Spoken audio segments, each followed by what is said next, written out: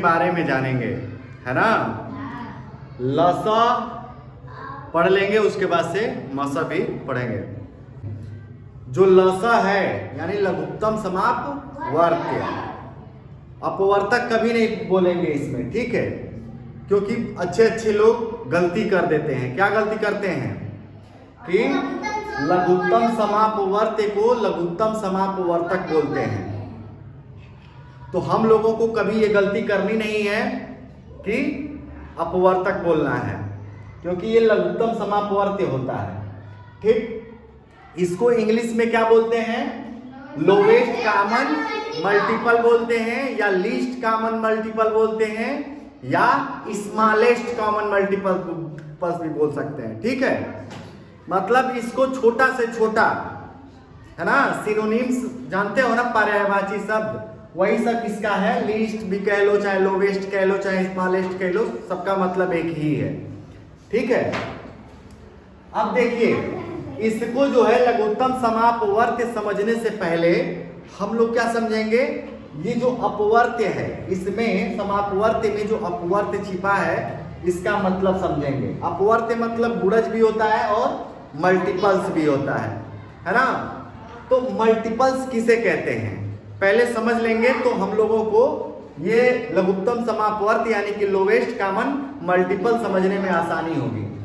देखिए, अपवर्त्य यानी मल्टीपल किसी दी हुई संख्या से पूरी विभाजित होने वाली समस्त संख्याएं उस संख्या की अपवर्त्य होती हैं। जैसे कोई भी संख्या आप बोलेंगे, कोई भी संख्या आप बोल देंगे, जैसे मान लीजिए 3 ही है, 3, 8 बोल रहे हैं आप, चलिए 8 है, 8 कोई संख्या है। अब ये किसी दी हुई संख्या, तो क्या दे दी है संख्या? 8 से पूरी की पूरी विभाजित होने वाली समस्त संख्या है। मतलब अब 8 से कौन कौन विभाजित संख्या होगी? जाहिर सी बात है कि 8 से नीचे होगी नहीं कोई संख्या विभाजित। जब भी होगी 8 से विभाजित तो या तो 8 होगी, या 8 का पहाड़ा में जो भी आता है, 8 दूना 16, 8 त्रिके 24, 8 चौके 32, तो पहाड़ा में जो भी आएगा उसके वही विभाजित होगा। क्योंकि हम लोग जब विभाजित करते हैं, भाग देने का काम करते हैं, कटाने का काम करते हैं, तो क्या करते हैं? पहाड़ा पढ़ते हैं। भाग देते हैं तो पहाड़ा पढ़ते हैं कि नहीं पढ़ते हैं? तो फिर वही चीज है कि 8 का पहाड़ा में जो आएगा वो इस संख्या का 8 का अपवर्त्य बोला जाएगा। समझ में आ रही है बात? 8 का अपवर्त्य एक तो 8 हो जाएगा, दूसरा 16 हो जाएगा, तीसरा 24 हो जाएगा, ऐसे ही आता रहेगा। अपवर्त्य सीमित नहीं है, ये असीमित है। अपवर्त्य असीमित होता है, ये जितना ही आगे बढ़ाते जाएंगे बढ़ता जाएगा, ठीक है। जब मसा पढ़ाएंगे तो उसमें अपवर्तक है जो कि सीमित है, उसको गिना जा सकता है, इसको गिना नहीं जा सकता है अपवर्त्य को, ठीक है ना। ये पढ़ाएंगे आगे बढ़ता जाएगा। 8 जोड़ के 8 का अपवर्त्य आपको ढूंढना है, 8 जोड़ते जाएंगे, नया अपवर्त्य बनता जाएगा, ठीक है। तो अपवर्त्य समझ में आ रहा है आपको? कोई भी संख्या, मान लीजिए कि 5 है, 5 का अपवर्त्य क्या हो जाएगा? एक तो 5 हो जाएगा। 5 से देखिए, अपवर्त्य संख्या, कोई भी संख्या जो दी गई संख्या है उसके बराबर रहेगा या तो बड़ा रहेगा, छोटा नहीं रहेगा। अपवर्त्य हमेशा क्या होता है? अपनी जो संख्या दी गई है उस संख्या के बराबर रहता है या उससे बड़ा रहता है, ठीक। यानी कि अब 5 का अपवर्त्य होगा तो 4 अपवर्त्य नहीं हो जाएगा, इसका 5 ही रहेगा, ठीक है। और 10 हो जाएगा, 15 हो जाएगा, ऐसे ही पहाड़ा में जो आता जाएगा लिखते जाएंगे। ये सब अपवर्त्य है। समझ में आ रही है बात? चलिए, अपवर्त्य आप लोग समझ गए, ठीक। अब समझते हैं क्या? लघुत्तम समापवर्त्य। अपवर्त्य हम लोग समझ गए। अब ये जो समापवर्त्य है इसका मतलब समझेंगे। समापवर्त्य किसी एक संख्या का नहीं निकालेंगे। समापवर्त्य के लिए कम से कम 2 संख्या का रहना जरूरी है। क्या रहना जरूरी है? कम से कम 2 संख्या। इससे अधिक चाहे जितनी संख्याएं हो जाए, लेकिन कम से कम 2 संख्या होती हैं उसमें, ठीक है। लघुत्तम मतलब छोटा से छोटा होता है। इसका मतलब इंग्लिश में इसको लोवेस्ट कहते ही हैं। लोवेस्ट मतलब छोटा से छोटा, चाहे स्मॉलेस्ट मतलब छोटा से छोटा, ठीक है। और जब दो संख्याओं में उभयनिष्ठ हो, उभयनिष्ठ मतलब रंग रूप देखने में एक समान हो, 39 उसमें है तो 39 उसमें भी हो, एकदम देखने में 39 दिखे वो समान रूप से, तो वो उसको जो है समापवर्त्य बोलेंगे। ठीक है। जैसे देखते हैं लघुत्तम समापवर्त्य को अब समझते हैं। दो संख्याएं कोई भी ले लेते हैं, जैसे मान लीजिए कि 5 और 8 दो संख्याएं हो गई। अब इनका तो पहले हम लोग क्या निकालेंगे, अपवर्त्य निकालेंगे, क्योंकि जब अपवर्त्य निकालेंगे तभी समापवर्त्य हम लोग देख पाएंगे। ठीक है। देखिए 5 का क्या क्या हो जाएगा अपवर्त्य, 5 का पहले अपवर्त्य निकालिए।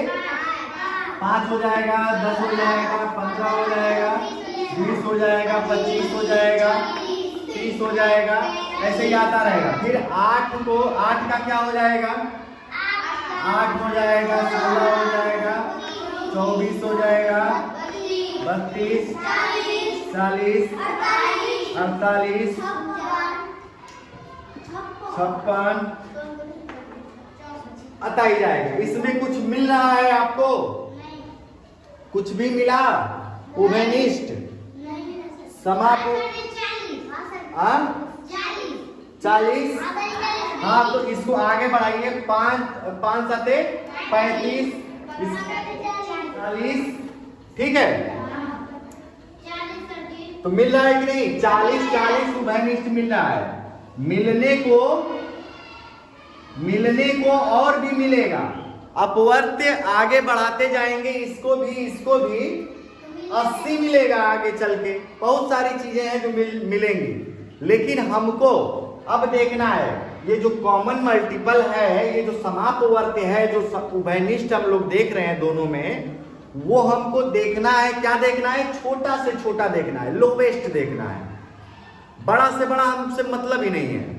जब लसल निकालना है तो बड़ा से बड़ा से हमसे मतलब नहीं है ना।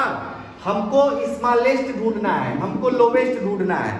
अगर ये 40 से नीचे कोई दिख रहा है आपको, जो दोनों में हो समान रूप से, तो आप बता सकते हैं वही हो जाएगा। अगर नहीं है तो फिर छोटा से छोटा 40 को ही माना जाएगा। समझ में आ रही है बात? अगर 40 से छोटा कोई होता तो वो हो जाता लघुत्तम समापवर्त्य या लोवेस्ट कॉमन मल्टीपल। एक विधि तो ये हो गई। एक आपको अभाज्य गुणनखंड विधि भी बताएंगे, भाग विधि भी बताएंगे। चलिए यहाँ पे देखते हैं, 2 से अधिक संख्याएं हैं, 8 है, 12 है, 16 है। ठीक है। 8 का अपवर्त्य जल्दी जल्दी बोलिए।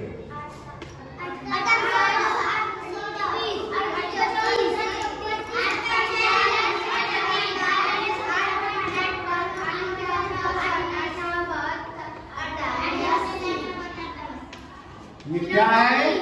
चलिए 12 का अपवर्त्य बोलिए जल्दी, आराम से थोड़ा सा।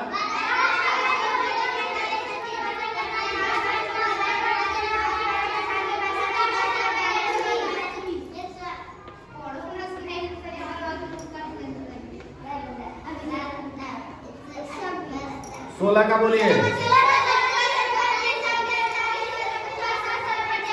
अरे आराम से बोलो ना।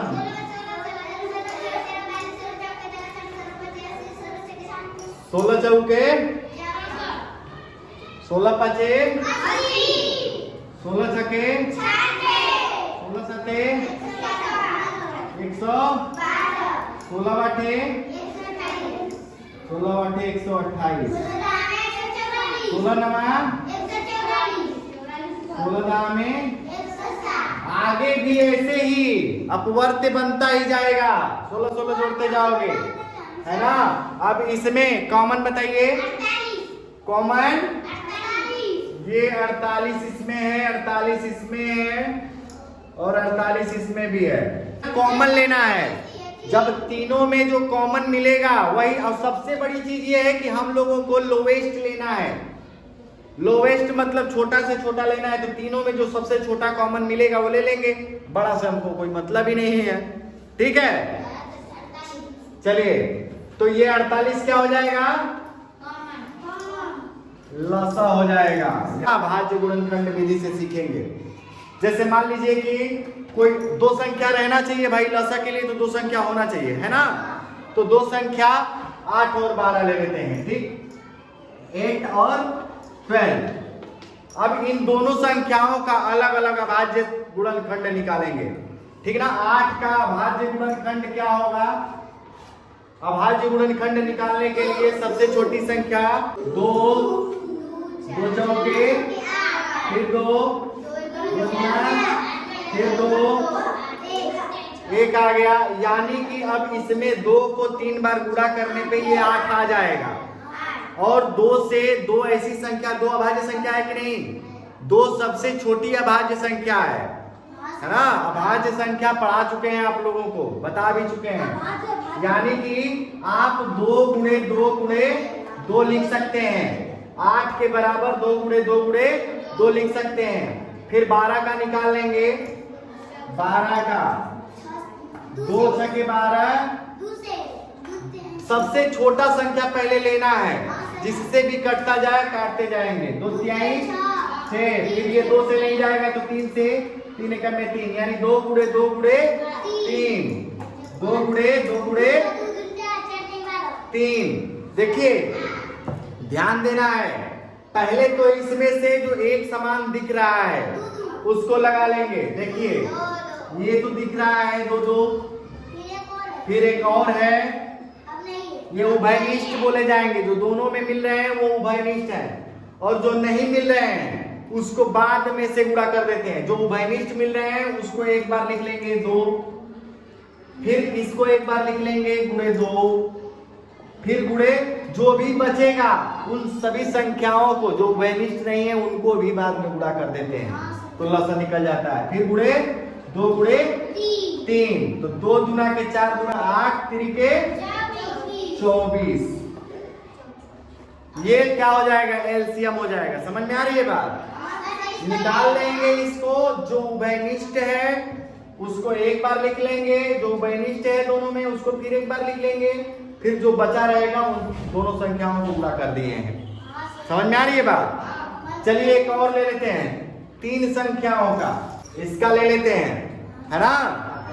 तो 6 का क्या हो जाएगा? देखिए 6 का निकालेंगे तो 2 तिहाई 6, फिर 3 एकम में 3, ये तो 2 का हो गया।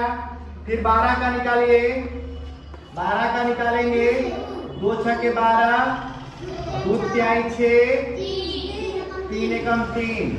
अभाज्य के लिए शुरुआत कहां से करते हैं? सबसे छोटी संख्या से शुरुआत करते हैं, और जब तक कटेगा तब तक उस छोटी संख्या से काटते रहते हैं, है ना।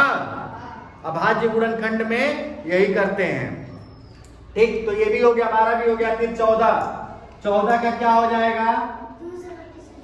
किससे कटेगा? 14, 2 7 14, फिर 7 से ही जाएगा, क्योंकि 7 खुद अभाज्य है, तो 7 से, यानी कि 2 गुणे 7 14। तो यहाँ पे लिख लेंगे 6 का, फिर 12, फिर 14 है, लिख लेंगे क्या हो जाएगा? 6 का 2 गुणे 3, ठीक, फिर 12 का 2 गुणे 3, फिर 2 गुणे 7। देखिए 1 2 कॉमन मिल रहा है, ठीक है, 1 2 कॉमन मिल रहा है, इसको मिटा देते हैं अब। तो 2 लिख लेंगे, फिर गुणा करेंगे किससे?